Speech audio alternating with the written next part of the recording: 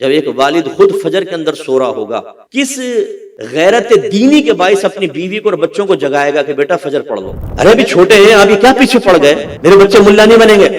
غیر تربیت یافتہ جب پیرنٹس ہوں گے جن کی سوچ اور فکر شریعت کے مطابق نہیں ہوگی، جن کے دل میں خوف خدا نہیں ہوگا، حرام حلال کی تمیز نہیں ہوگی، تو یقینی سی بات ہے اپنے بچوں کی تربیت نہیں کر پائیں گے۔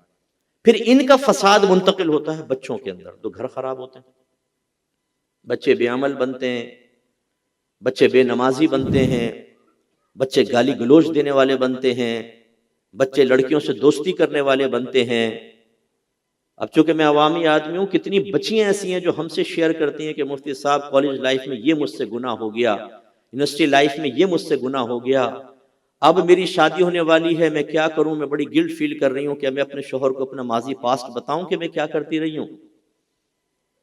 ہمارے ماں باپ یہ سمجھتے ہیں ہمارا بچہ بڑا نیک ہے، حالانکہ آپ میں سے بہت سارے بیٹھے ہوں گے مجھ سمیت کہ ہم اپنی اسکول کالج کی بہت ساری باتیں اپنے پیرنٹس سے شیئر نہیں کرتے تھے، بعض اوقات تو اس خوف کی وجہ سے کہ روک ہی نہ دیں۔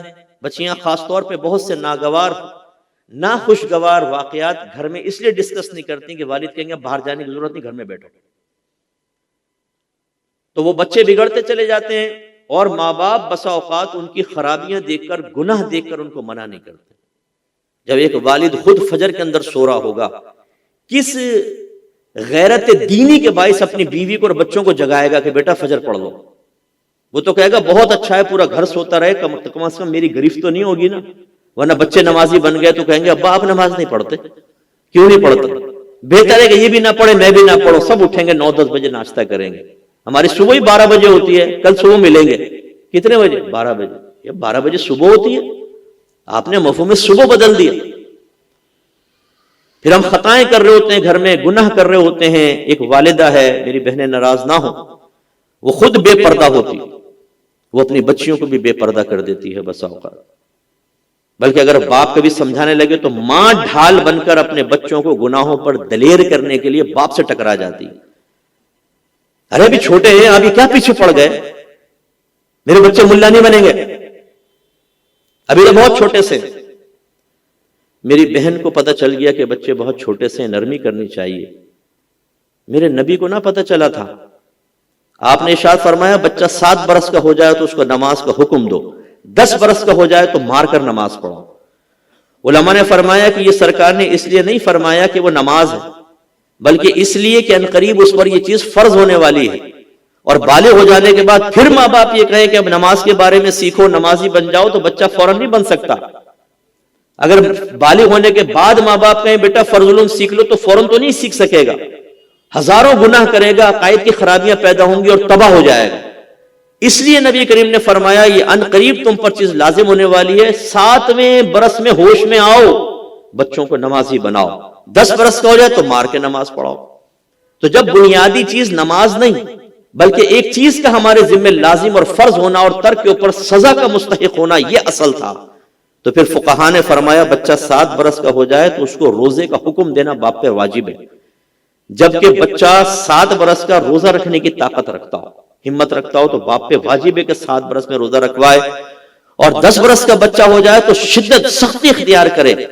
اگر 7 برس میں حکم نہیں دیا، 10 برس میں شدت سختی اختیار نہیں کی، اس باپ کی آخرت میں گرفت ہوگی۔ کلکم راعٍ وکلکم مسئول عن رعیتہ، تم میں سے ہر شخص نگہبان ہے، تم سے تمہاری رعایا کے بارے میں بروز قیامت کوسچن کیا جائے گا۔ آپ کے نبی فرما رہے ہیں، فرمایا مرد اپنے گھر والوں پر حاکم ہے، اس سے اس کے بیوی بچوں کے بارے میں کوسچن ہوگا۔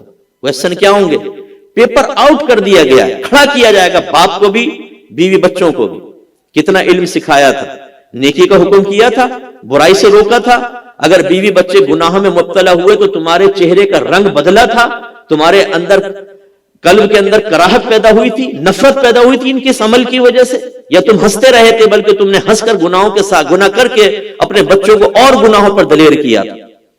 اب اگر جواب میں کہ اللہ تعالیٰ مجھے تو پتہ ہی نہیں تھا، میں نے پرواہ نہیں کی، میں تو گناہوں مشغول ہوا، تو کیا جنت ملے گی؟ کیا انعام ملے گا؟ نہیں۔ میں آپ کو حدیث سناتا ہوں، میرے آقا صلی اللہ علیہ وسلم فرماتے ہیں کہ کل امتی یدخلون الجنت الا من ابا، میرے تمام امتی جنت میں داخل ہوں گے سوائے اس کے جس نے انکار کیا۔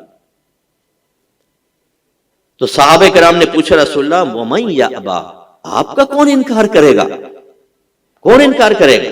سرکار نے فرمایا من اطاعنی دخل الجنہ ومن عصانی فقد ابا، جس نے میرا حکم مانا وہ جنت میں داخل ہوگا، اور جس نے میرا حکم نہیں مانا، نافرمانی کی، وہ جہنم میں جائے گا۔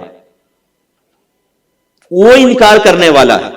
گویا کہ انکار دو طرح کا ہوتا ہے، ایک قولی انکار، جیسے کافر کہتے ہیں ہم نہیں مانتے، منافقوں نے کہا ہم آپ کو نبی نہیں مانتے، یہ زبان سے اقرار، اور ایک ہوتا ہے عملی انکار کہ زبان سے اور قلب سے ایک شخص کہتا ہے یہ میرے نبی ہے میں مانتا ہوں، لیکن جب نبی کہتے ہیں کہ یہ عمل کرو تو کہتا ہے میں نہیں کرتا، یہ مجھ سے نہیں ہو سکے گا، یہ عملی انکار۔ یہاں سرکار یہ فرما رہے ہیں جس نے میری حدیث کو سنا، میری باتوں کو سنا، جس نے قرآن کو سنا، جس نے حدیث کو سنا، اور اس کے باوجود پھر وہ میری اطاعت کی طرف نہیں آیا، یہ ہے انکار کرنے والا، اور سرکار نے فرمایا جہنم میں جائے گا۔